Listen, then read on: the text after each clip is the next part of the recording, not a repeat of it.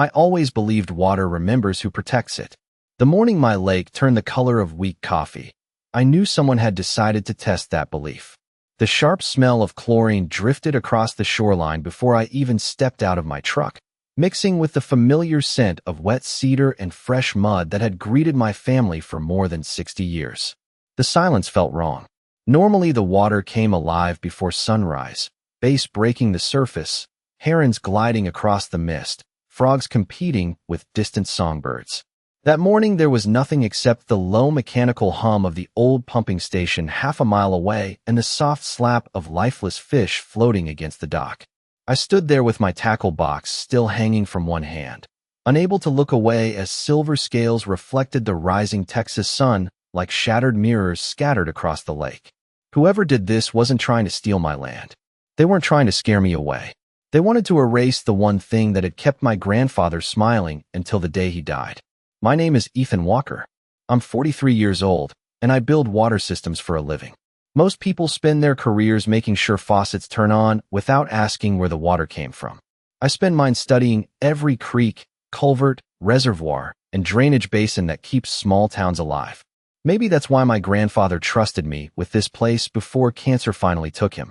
Cedar Hollow Lake isn't huge by Texas standards, just under 40 acres surrounded by oak trees and limestone banks, but every inch of it carries a memory.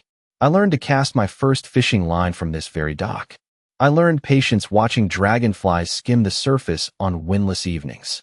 My grandfather used to lean against the railing with an old coffee mug in his weathered hands and tell me the same sentence every summer. Never fight over the lake, son. The lake always wins. Back then I thought he was talking about fish. Years later, I realized he was talking about people. Trouble arrived 3 years after Willow Creek Estates expanded to the property line north of my fence. Expensive houses replaced open pasture almost overnight. Perfect lawns rolled down to decorative fences that stopped just short of my shoreline. Then came Victoria Hayes, the new HOA president, always dressed like she had somewhere more important to be, always smiling just enough to make every conversation feel like a warning. She insisted my fishing boat looked outdated.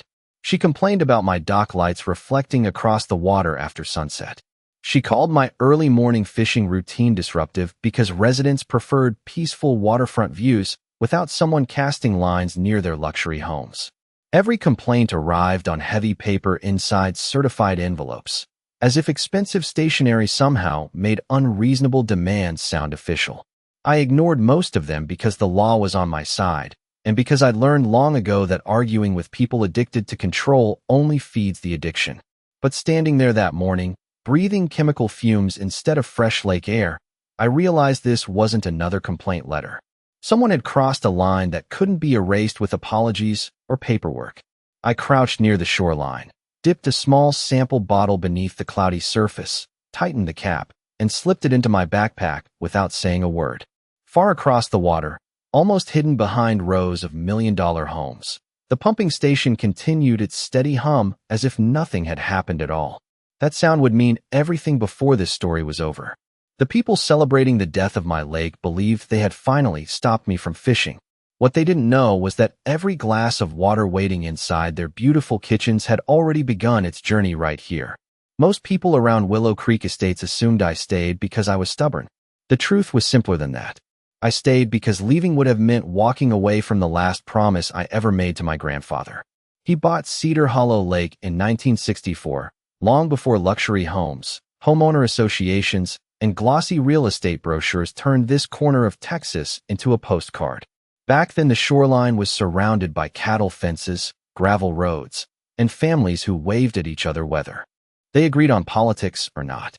Every Saturday morning, he would wake me before sunrise, hand me an old tackle box with rusty hinges, and remind me that a lake only gives back what people are willing to protect.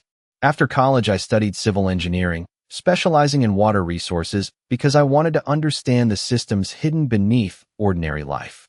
Rivers, retention basins, flood control structures, groundwater recharge, and pumping networks fascinated me in ways skyscrapers never could.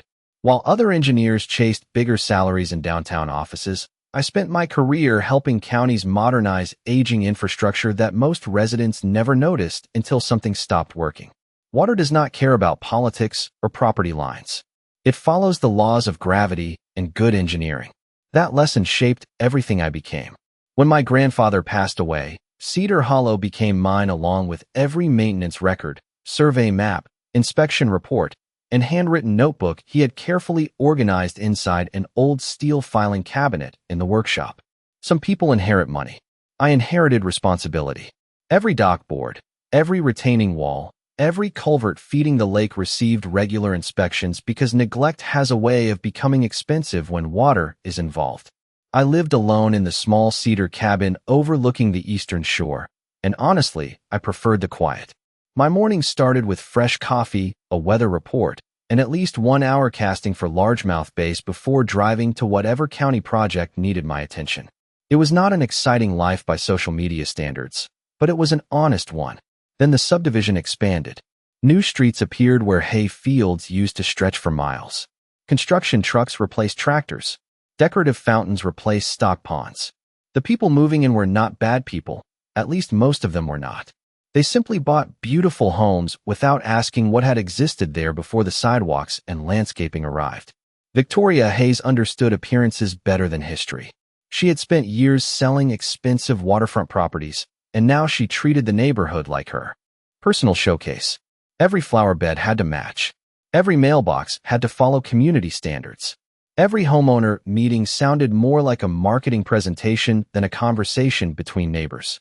At first, she greeted me with polished smiles and carefully chosen compliments about my property, but I noticed something else behind her expression every time she looked across my shoreline. She did not see a family lake. She saw an obstacle sitting between her subdivision and the perfect waterfront image she wanted to advertise. Looking back now, I realized the warning signs had been there all along. The complaints, the surveys, the photographers wandering suspiciously close to my fence, the repeated questions about access easements and shoreline maintenance. None of it seemed important at the time because I believed facts carried more weight than assumptions.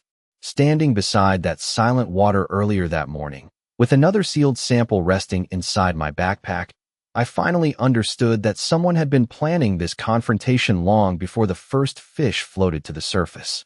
Victoria Hayes never raised her voice. She never had to.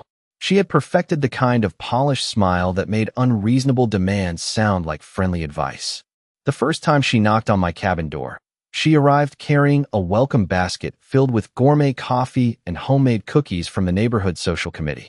She complimented the view, admired the old oak trees, and casually mentioned how wonderful it would be if residents could enjoy easier access to the shoreline. I thanked her, accepted the basket, and politely explained that the lake had always been private property. Her smile held for another second before it hardened almost too quickly to notice. From that day forward, every conversation became a negotiation I had never agreed to join. Within weeks, I started receiving letters from the homeowner association. One complained that my aluminum fishing boat looked outdated from the waterfront walking trail. Another insisted that my wooden dock disrupted the visual harmony of the community. Then came notices about early morning fishing, claiming the sound of my outboard motor disturbed residents, even though I rarely used anything except a quiet trolling motor before sunrise. Every envelope arrived on thick, cream-colored paper with official seals stamped across the top, as though expensive printing somehow transformed opinions into authority. I filed each letter inside a cabinet and went back to work. My attorney laughed the first time he reviewed them. None of those rules applied to property outside the association. Legally, they had no control over my land, my dock, or my lake. I assumed that would be the end of it. Instead, Victoria became more creative. Survey crews appeared near my fence line, measuring distances they had no reason to measure. Real estate photographers wandered dangerously close to my shoreline while pretending to capture sunset landscapes for marketing brochures.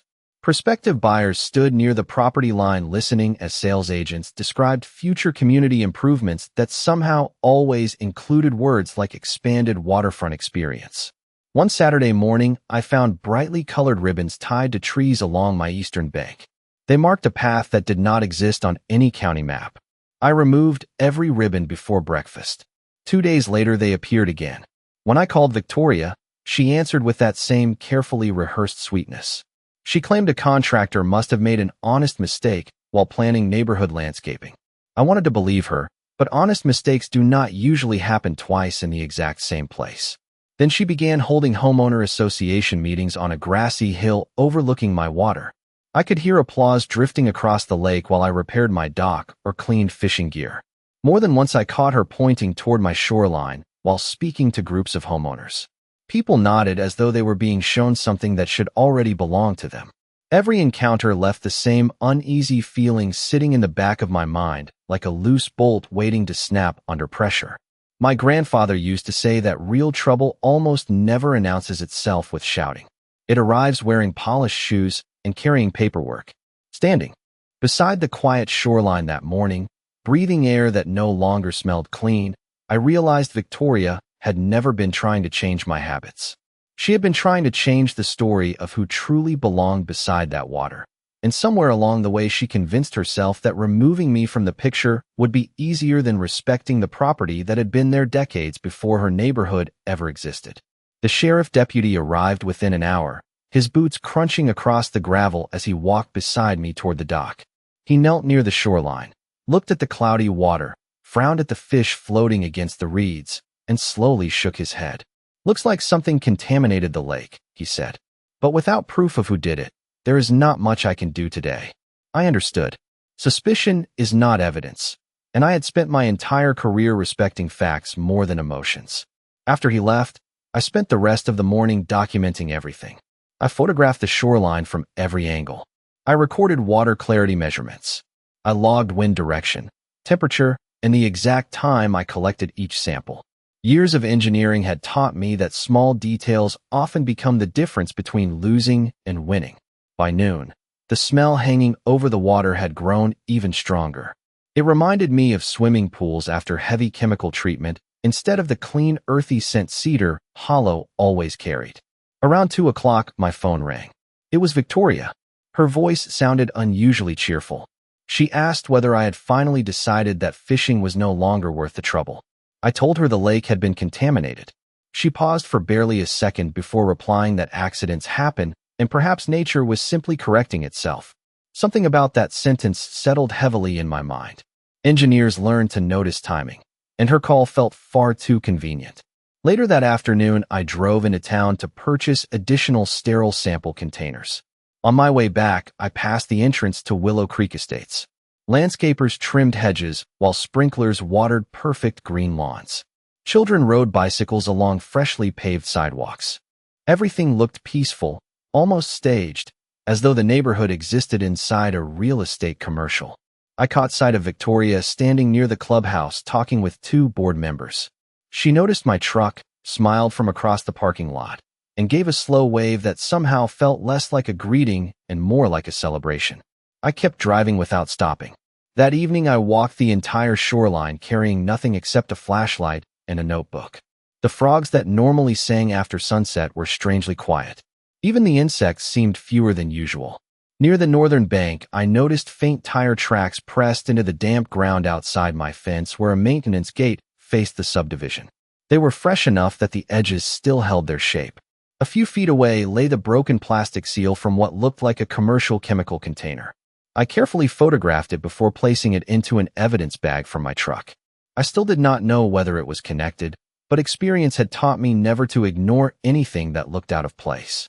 As darkness settled over the lake, the distant pumping station continued its steady rhythm, drawing water through pipes hidden beneath the trees. Most people would have heard nothing more than background noise. To me, it sounded like a clock counting down towards something much larger than a dispute over fishing rights. And for the first time I began to suspect that whoever believed they had ruined my lake had never bothered to understand what that lake truly sustained. The laboratory called just after 9 the next morning while I was organizing photographs across my kitchen table. I recognized the technician's voice before she introduced herself, and I could hear the hesitation that always comes before bad news. The preliminary results confirmed that the contamination was not caused by algae, runoff, or any natural event. Several compounds found in the samples simply did not belong in a healthy freshwater ecosystem. She reminded me that the report was only preliminary until additional testing was complete, but her tone said enough. Somebody had introduced those chemicals into the water. I thanked her, wrote down every reference number she gave me, and immediately forwarded the information to the county environmental office. Then I waited. Hours turned into days with almost no response. An investigator called to explain that staffing shortages and a growing backlog meant someone would visit the property as soon as possible. My attorney reviewed the preliminary report and offered the same frustrating advice. Without direct evidence connecting a person to the contamination, filing a civil case immediately would only waste time and money. Facts were beginning to line up, but the missing piece still mattered. Meanwhile, life inside Willow Creek Estates continued as though nothing unusual had happened. Lawn crews trimmed hedges. Delivery trucks rolled through the gates. Weekend open houses welcomed prospective buyers searching for peaceful waterfront living. I drove past one Saturday morning and noticed glossy signs advertising exclusive lake views. The words almost made me laugh. The same people who wanted to erase my place beside the water were now using that water to sell expensive homes. Later that afternoon, another certified letter arrived in my mailbox. The homeowner association demanded that I remove my dock within 30 days because it allegedly created an unattractive visual distraction for neighboring properties. Reading that letter while looking across contaminated water felt surreal. Instead of asking what happened to the lake, they were still obsessed with appearances. I placed the notice into the same filing cabinet as every previous complaint and locked the drawer. By Sunday evening, the first local rumor reached me through an old friend at the county courthouse. According to several homeowners, Victoria had been telling residents that I neglected the property for years and that poor maintenance had finally ruined the lake. It was a clever story because it shifted attention away from any outside interference. The only problem was that inspection records stretching back decades proved exactly the opposite. Still, rumors spread faster than documentation. On Monday morning, I returned to the shoreline, carrying another cooler filled with sample bottles. The water looked slightly clearer under the sunlight, but the uneasy silence remained. I walked toward the old maintenance shed where my grandfather kept survey equipment and spare tools. Dust covered everything inside except one narrow path leading to the steel filing cabinet against the back wall. I unlocked the cabinet, searching for historical maintenance records that might help the investigators understand the lake's normal condition. Instead, buried beneath faded engineering drawings and handwritten notebooks, I found a thick blueprint tube labeled in my grandfather's careful handwriting. The date printed across the outside was more than 40 years old, and the words beneath it immediately made my pulse quicken because they hinted that Cedar Hollow had always been far more important than anyone in Willow Creek Estates had ever imagined. The cardboard tube crackled as I pulled the yellowed blueprints onto my grandfather's old workbench. The paper smelled like dust, machine oil, and time itself. Across the top, stamped in faded blue ink, were the words Regional Emergency Water Supply Integration Project, followed by the county seal and an approval date from 1981. My grandfather had never mentioned this project directly, probably because he never believed he needed to. To him, maintaining the lake had simply been another responsibility. To me, every page I unrolled felt like another missing piece falling into place. The first drawing showed Cedar Hollow Lake exactly as it existed today, but dozens of underground utility lines extended outward beneath roads that had not even existed when the plans were drafted. One pipeline connected directly to the pumping station I had listened to every morning for years. Another drawing identified the intake structure located beneath the northern shoreline, hidden below the surface where nobody, standing on the bank, would ever notice it. The engineering notes explained that the lake served as the primary raw water reservoir for the entire Western Service District during normal operations and as the emergency backup supply whenever neighboring reservoirs experienced shortages or maintenance shutdowns. I leaned back against the workbench and stared at the diagrams in complete silence. Suddenly, every strange conversation with surveyors, every question about easements, every suspicious interest in my shoreline took on an entirely different meaning. They had been looking at far more than a private fishing lake. Buried beneath the blueprints was another folder containing correspondence between my grandfather and the County Water Authority. One letter thanked him for voluntarily maintaining shoreline vegetation because healthy banks naturally filtered runoff before it reached the intake system. Another confirmed annual inspections of the intake equipment, all signed by engineers whose names I recognized from older county records. Then I found the document that made my pulse quicken even more. It was a permanent easement agreement granting the county access to maintain water infrastructure while explicitly recognizing that ownership of the lake itself remained with my family. The county could service the equipment, but nobody else had authority to interfere with the reservoir or introduce anything capable of affecting water quality. Whoever contaminated Cedar Hollow had not simply damaged private property. They had compromised infrastructure supporting thousands of residents without realizing it. My grandfather's voice echoed inside my memory with perfect clarity. Never fight over the lake. The lake always wins. For the first time in my life, I fully understood what he had meant. Water connects everything. It ignores fences, property values, and neighborhood politics. The moment someone harms the source, the consequences travel far beyond the shoreline.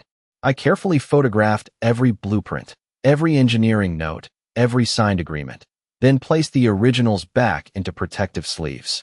My frustration from the previous days slowly gave way to something calmer and far more dangerous for anyone who had underestimated the situation. I no longer needed to prove that my lake mattered.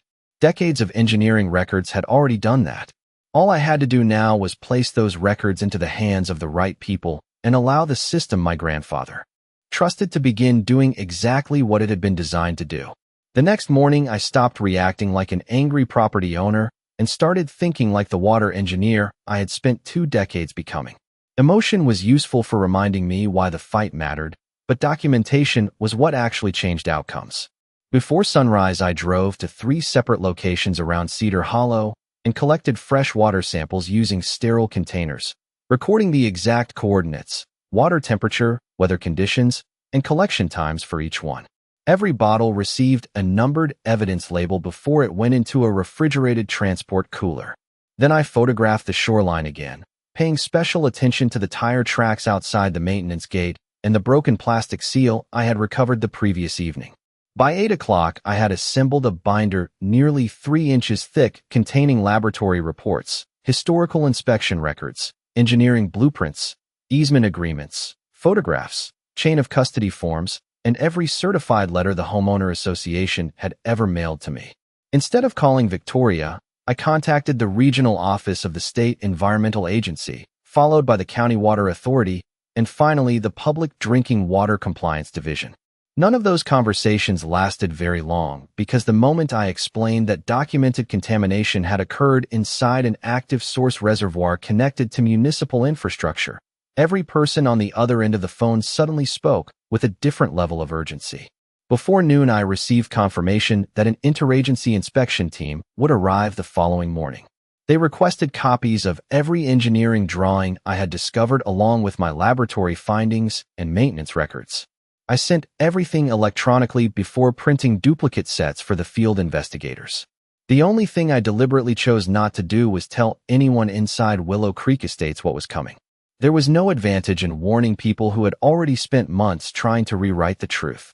That afternoon, I watched from my porch as residents gathered around the clubhouse preparing for another community event.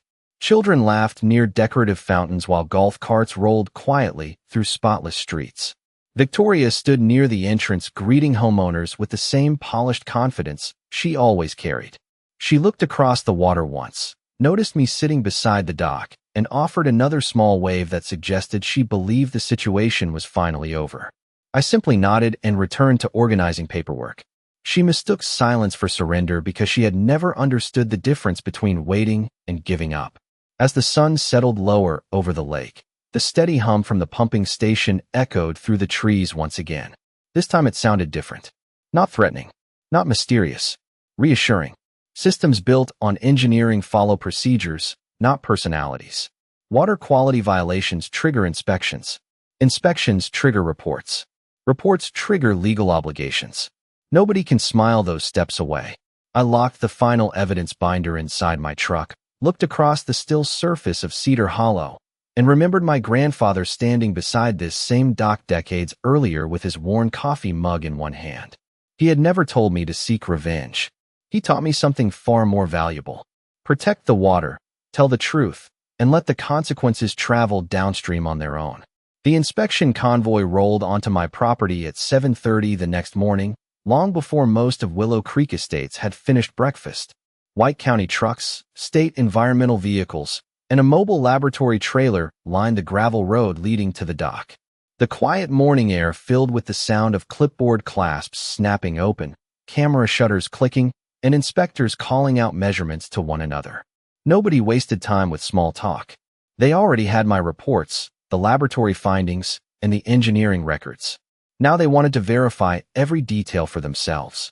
I guided the lead engineer to the northern shoreline where the submerged intake structure was marked on the original blueprints. Divers confirmed its exact location within the hour.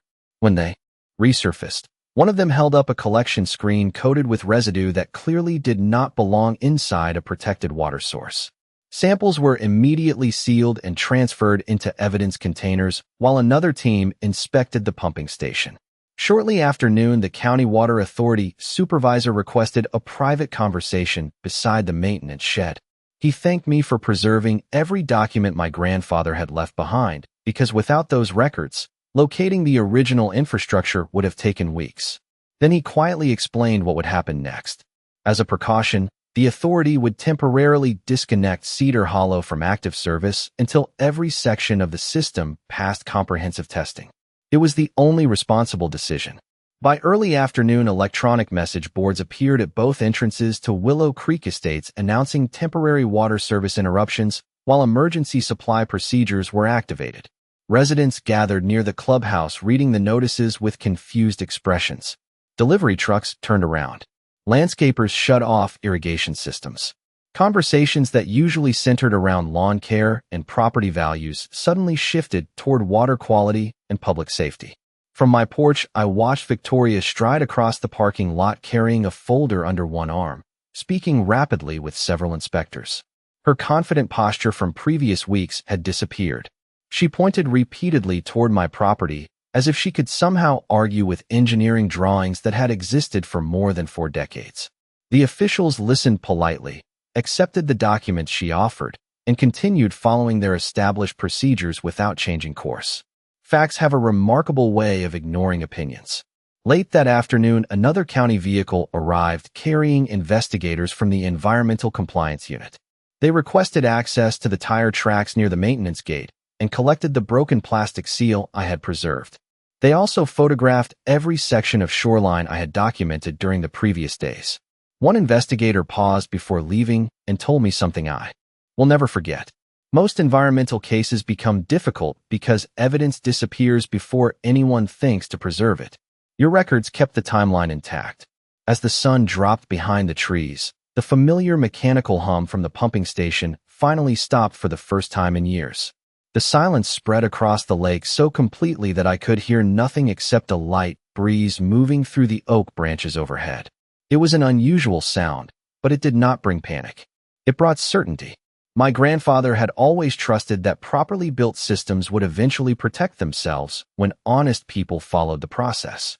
Standing on the same dock where he taught me to fish, I realized the truth had already started flowing through channels far larger than any homeowner association could ever hope to control. 3 months passed before Cedar Hollow finally looked like itself again. The first thing I noticed was not the water. It was the sound. Frogs returned after sunset. Blue herons landed along the western reeds at sunrise. Then one quiet Saturday morning, I watched a largemouth bass break the surface beside my grandfather's old dock exactly where it always had when I was a kid. The earthy smell of clean water had replaced the harsh chemical odor that lingered for weeks after the investigation began. Fresh rainfall washed across healthy shoreline grasses, and the lake reflected the sky like polished glass once more. Restoration crews had completed their work under the supervision of the county and state agencies, while continuous testing confirmed the reservoir had fully recovered. The official investigation reached its conclusion not long afterward. Environmental violations connected to the contamination resulted in substantial financial responsibility for the parties found accountable, including cleanup expenses, long-term monitoring costs, and regulatory penalties established under state law. Civil claims from homeowners followed because temporary service interruptions, emergency infrastructure work, and declining property values carried consequences that no neighborhood meeting could simply vote away. The Homeowner Association Board changed dramatically over the following months. Several directors resigned, and new elections brought in residents more interested in cooperation than control. Victoria Hayes quietly moved away before the next annual meeting. I never celebrated her departure because that was never the point. People often imagine justice as a dramatic courtroom speech or a loud public confrontation. Real justice usually arrives inside ordinary envelopes, signed reports, inspection records, and decisions made by professionals doing their jobs one careful step at a time.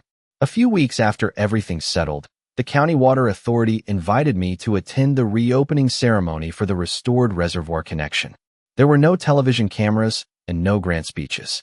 Just engineers, maintenance crews, environmental specialists, and a handful of local officials who understood what had nearly been lost. One of the younger engineers smiled as we listened to the pumping station begin its steady rhythm again. He said it was amazing how one private lake could support an entire community. I smiled because my grandfather had understood that truth decades before any blueprint ever confirmed it. Before leaving, I walked alone to the end of the dock, carrying the same weathered tackle box he had handed me all those years ago.